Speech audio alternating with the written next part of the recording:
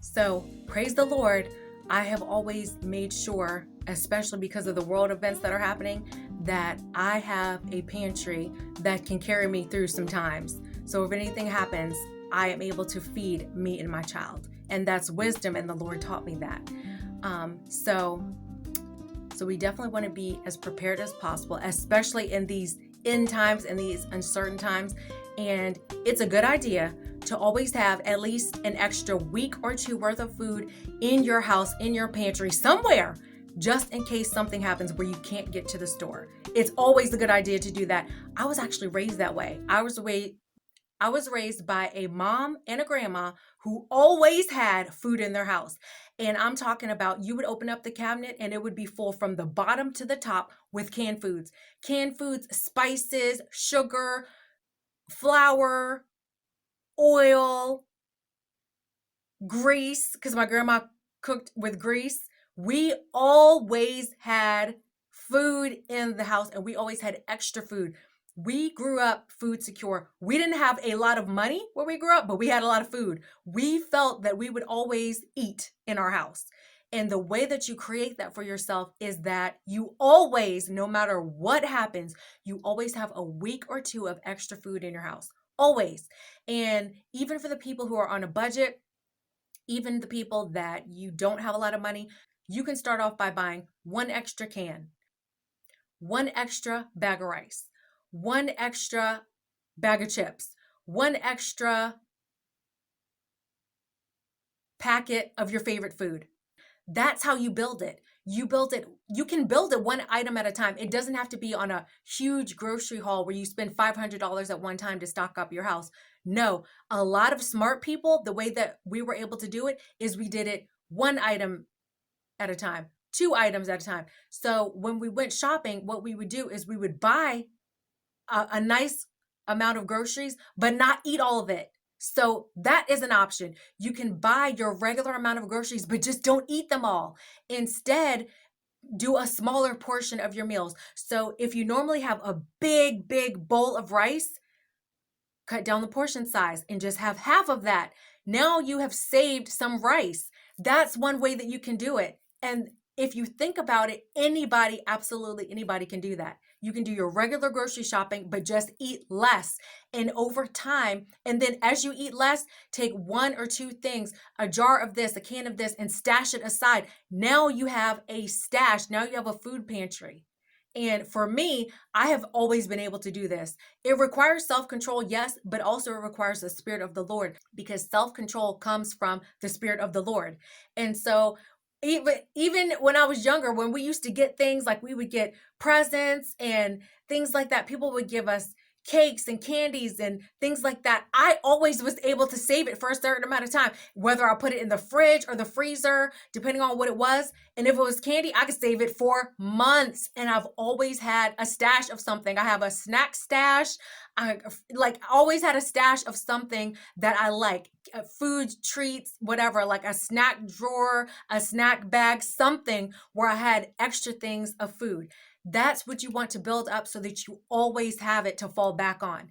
You can never have too much extra food, okay? And if you find yourself in the situation where, you got so much food, you got extra, give some away to your friends or family. So easy. Or find somebody in need and ship it to them. Send it to them. You will never have too much food, ever. Because if God allows you to have so much food that it's too much, it means that it's overflow, that you can now flow to someone else and bless them. So there is no such thing as too much food. Okay? There's no such thing.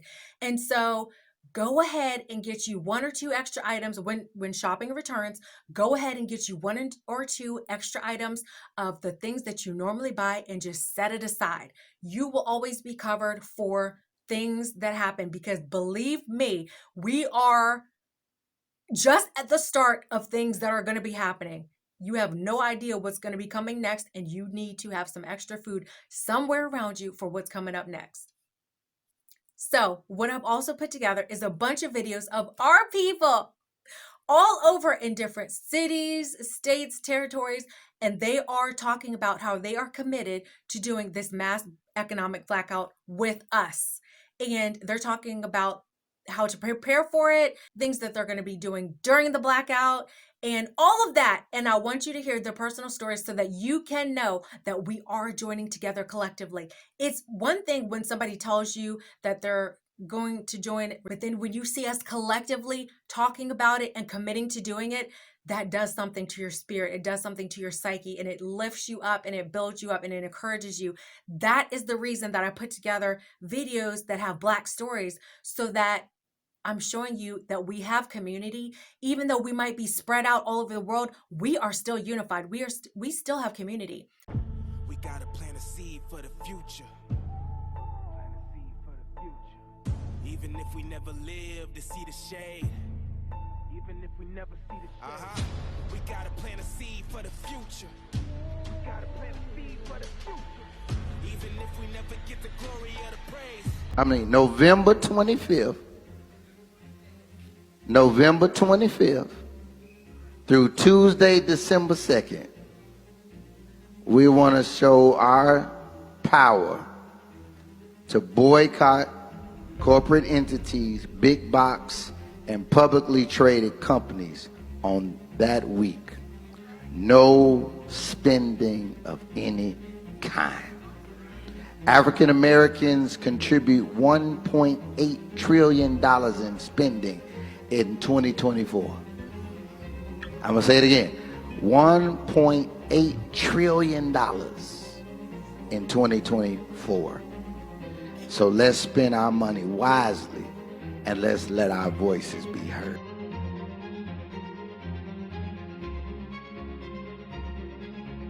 Not a march, not a protest, no science necessary. It's 1 week where we pull our dollars out of the system and see what happens when the economy feels the weight of our absence. Because we've marched, we've begged, most of us voted the right way. And now we're just going to sit back and test the one thing this country truly worships: money. America has been lying for generations, lying about who keeps this economy alive, lying about who really holds the power, lying about how much our dollars matter. So from November 25th to December 2nd, we are about to break the spell. A full week, Black Friday to Cyber Monday and beyond, the most profitable week in the entire year. The week America worships the consumer. The week they expect us to show up like obedient cash machines. Not this time. This is the Mass Blackout. 7 days where the richest corporations in the country feel what they fear most: silence. No Amazon carts, no Walmart hauls, no Target runs, no fast food lines, no billion-dollar brands using to build worlds we would never be invited into. Our money talks louder than words. We're skipping Walmart, Target, Whole Foods, Home Depot, Starbucks, Hobby Lobby, and Amazon, to just name a few. We have to set our egos to the side. Everyone needs to be doing this at the exact same time. So we push all of our egos to the side and we are joining up with those dates for the most impact. That is the goal. If we don't stand up and do something, millions of people are going to be without food. Millions of people are going to be without health care.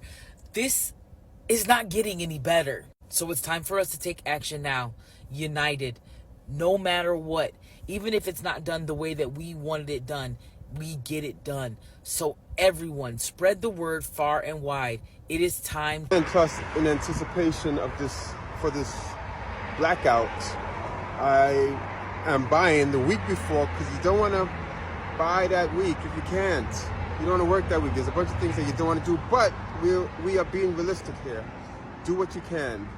And in anticipation of that week, I am buying what I can in advance, and trying to buy local when I can. This isn't a boycott. This is a consumer action. What we're saying is three things. One, we are reclaiming our power as consumers, that we will make more conscious choices. That part of the reason why we're working with 100 aligned organizations and millions of people, because we want, as consumers, we have a responsibility to be much more conscientious of how we spend our money. The second thing is really around redirecting our resources, that we're asking people to not spend with these large retailers, but we also are encouraging encouraging them to spend with small and local and Black-owned businesses, many of them that have taken a hit in this economy. And then the third thing is really around resistance, that we're sending a message loud and clear that those companies that align with policies that hurt and harm us, that we are resistant. We will not support them. And so it's not just about how the bottom line of these companies in a boycott. It's also about the consumers' reactions. It's also about us really building a muscle that as consumers we're saying and taking our power, and that we have to be more conscious around our spending choices. Called a massive blackout.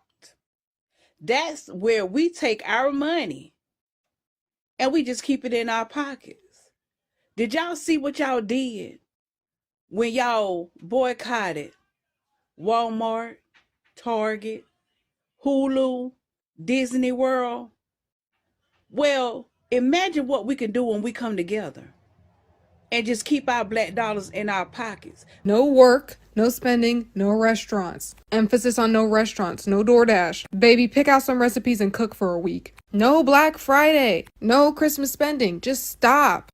The black dollar, the immigrant dollar, the alien dollar that fuels this country, that is the way we let this present administration know that our dollars move this country.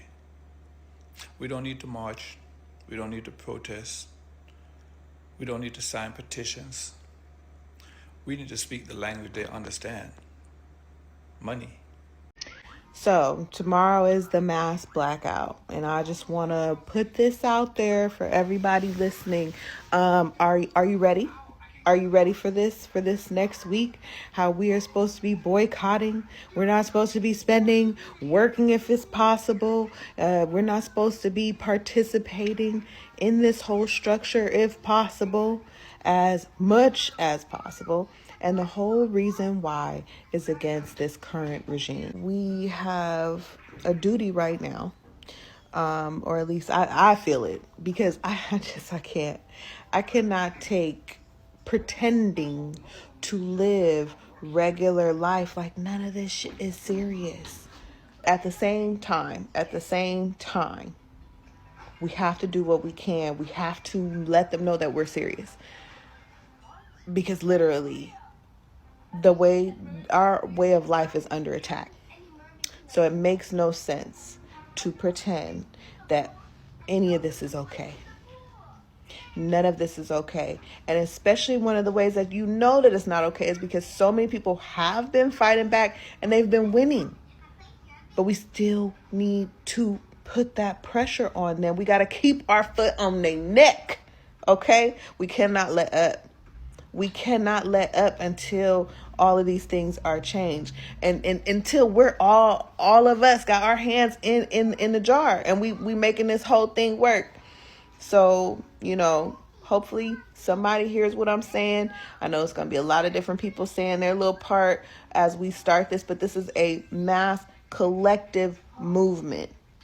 So get in on the movement and let our voices be heard or felt. Let our participation be felt by boycotting. Okay? All right, I love you guys, and happy week next week. Bye. Say protect us. Protect us. All right. We are aiming with this economic blackout November 25th through December 2nd to let the billionaires know. We're trying not to purchase anything for Black Friday. We're standing in solidarity right now with the Starbucks Workers United Union, who is still on strike in up to 55 cities across the country. Starbucks will try to play down those numbers, but we know that our comrades are fighting for better material conditions, fighting to claw back some of which was stolen, pillaged from us, and given illegally to the shareholders.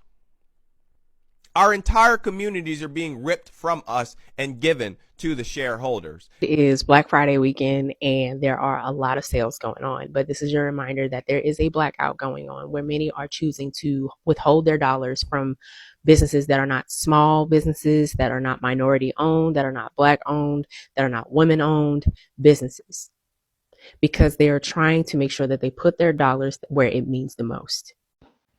So I just want to point something out, and of course it happened over the weekend, this weekend, and I'm single, I live on my own, and trying to save money, so I'm not going to do a lot. I was planning to do a lot this Thanksgiving weekend, and I was going to plan to just lay on my couch with my dog and watch TV, and 2 days ago the sound went out on my TV, and part of the screen is bleeding, so I need to get a new TV, and I looked online, of course, and TVs are really, really cheap, like really, really cheap.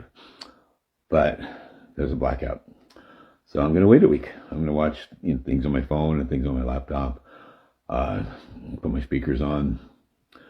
And even though the TVs are really, really, really, really, really, really cheap, like sickeningly cheap. If somebody like me can afford one, they're really cheap. And that's because all the Black Friday prices are already out right now. But I committed to doing this, and I'm going to do it. So don't come at me about streaming services. I'd already subscribed for those, so I'm not getting rid of those until the subscription runs out. But it just had to have, right? It just had to happen right before the blackout. But I am committed, and I'm saying this online so that other people can hear that. I am committed. I went to Wake It tonight so that it would not be a temptation over the weekend to go see a movie. So I'm committed as hard. Maybe even that sounds pathetic because it's not that hard. My life's pretty simple. So please commit to the blackout these next few days. Thank you. Where you going? I know it ain't in them people's store. They ain't told you to stay home. Enough is enough. We're not going to support those large organizations that benefit off of our desire to continue to spend and to fuel their systems. But this question today is about how prepared you are to make this happen. Have you had the conversations with your friends, your family, your support system to help you get through these days? Because this is bigger than Black Friday shopping and buying game systems and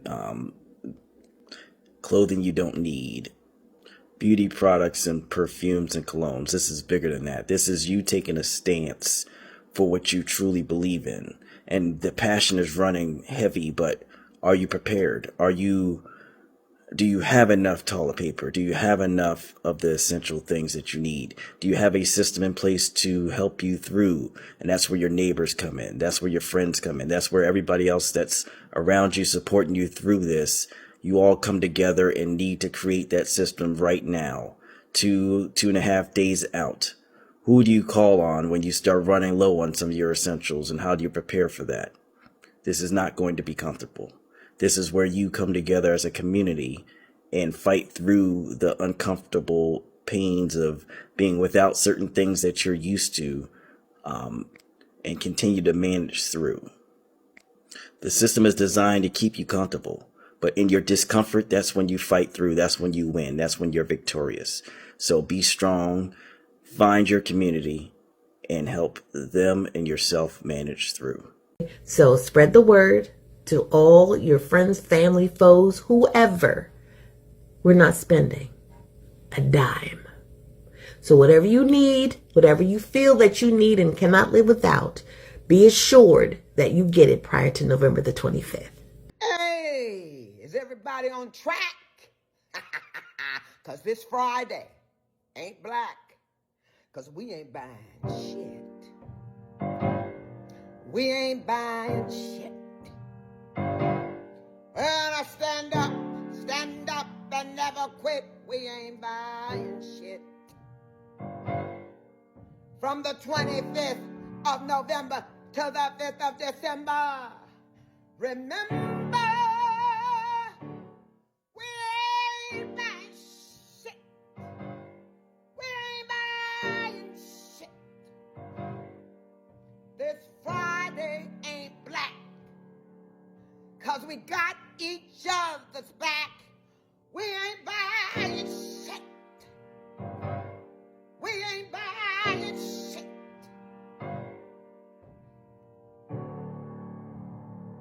We ain't buying. We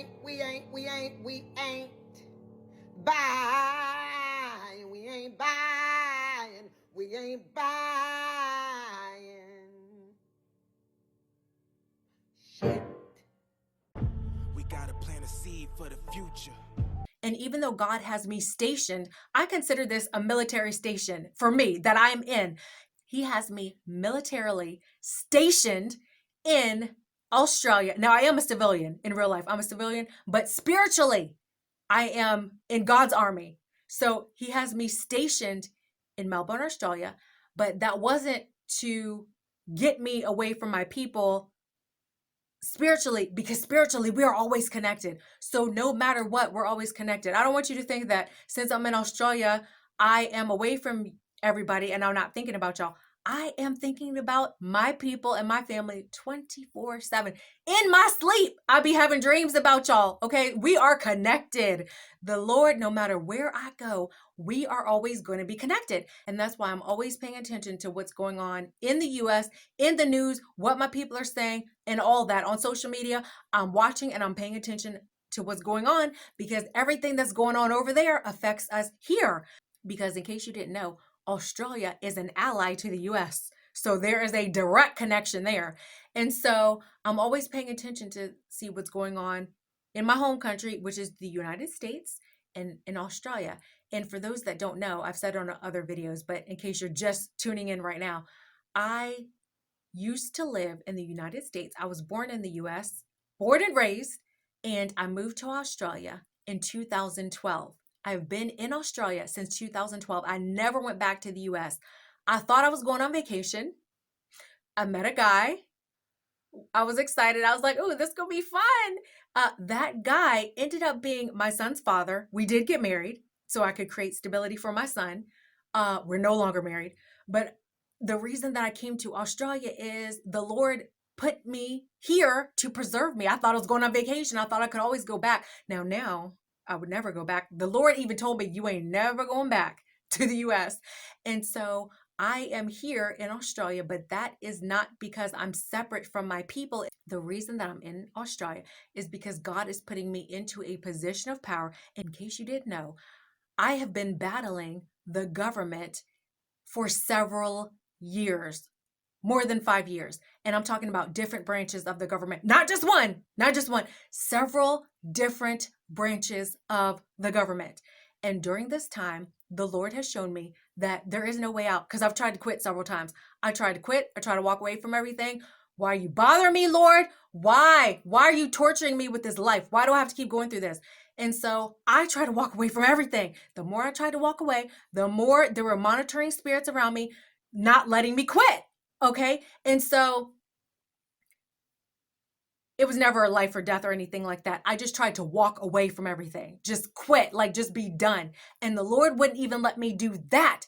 And the reason that he showed me is because there is a kingdom being handed over to me. Now I've been tortured for it. Believe I've been tortured in every which way to get this.